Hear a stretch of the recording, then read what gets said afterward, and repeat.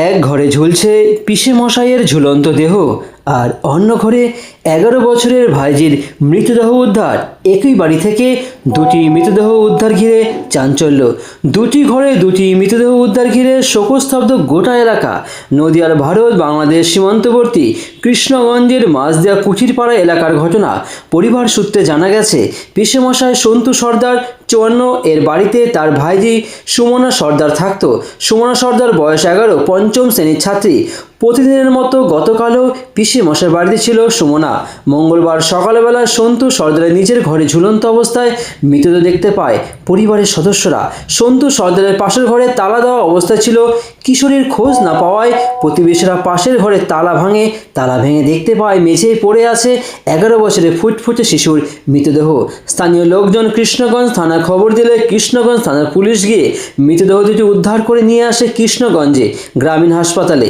কর্তব্যরত চিকিৎসক তাদেরকে মৃত ঘোষণা করে। এরপর কৃষ্ণগঞ্জ থানার পুলিশ মৃতদেহ দুটি নিয়ে যায় এবং ময়না তদন্তের জন্য শক্তিনগর জেলা হাসপাতালে পাঠানো হয়। তবে ময়না তদন্তের রিপোর্ট আসলেই মৃত্যুর কারণ স্পষ্ট হবে পুলিশের কাছে।